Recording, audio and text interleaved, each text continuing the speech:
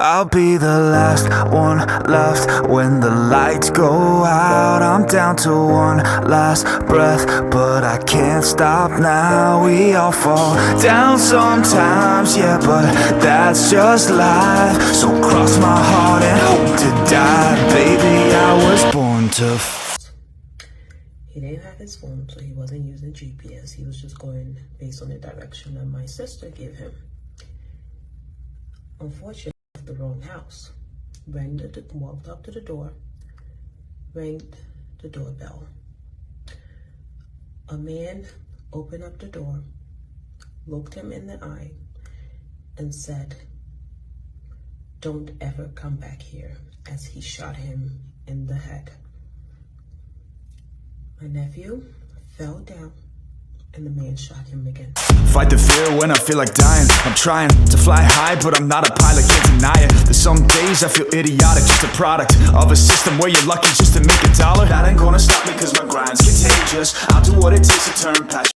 An uncommon scene for one Kansas City neighborhood. My son called me. He said, "Pops, you see the cops out there?" I said, "Cops where?" He said, "All over the place." Police say a teen was shot around 10 p.m. after showing up at the wrong house. He was told to pick up a sibling on Northeast 115th Terrace, but he went to 115th Street. He's now in the hospital with life-threatening injuries. For neighbors, it all came as a shock. Just real nice neighborhood. Kids fine. Play basketball and stuff in the streets. Many hope violence like that doesn't happen again. I just watched a news report on what happened last night to my nephew. And in the report, you can see the house where he got shot. The glass door that the guy shot him through has been replaced. The individual, I don't know if it is him or if it is a neighbor, someone is in front of the house cleaning up the shattered glasses. No arrests have been made.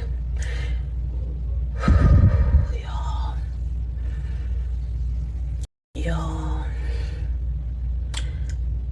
And all I can think is, if that was a black man that has shot a white kid, will that black man be standing in front of his house cleaning up glass? And if I go down, I'ma do it on my terms. And every single problem brings a lesson that I learned. The darkest nights, when things seem so broken, it's hard to shine, but I still try. I'll be the last one left when the lights go out. I'm down to one last breath, but I can't stop now. We all fall down sometimes, yeah, but that's just life. So cross my heart and hope to die. Baby, I was born to fight.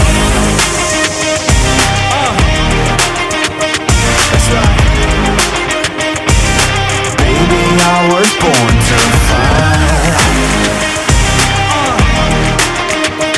Let's go.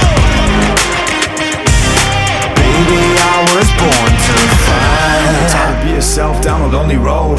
I try to find my way but don't know where to go.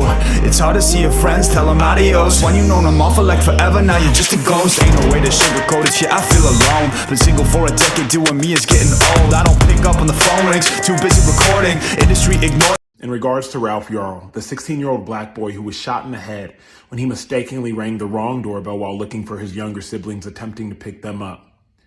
What did the shooter know about Ralph Yarl prior to shooting him? He knew one thing: the color of his skin. See, it didn't even matter what that skin was encasing. That skin was encasing a 16-year-old brother, a 16-year-old son. That skin was encasing a band section leader at his high school. That skin was encasing Ralph Yarl, who was hopeful to attend college at Texas A&M and be a chemical engineering major. That skin was encasing one of the brightest minds of the next generation. But that didn't matter, because all of that brilliance, all of that youth, all of that was negated by one thing: the color of his skin.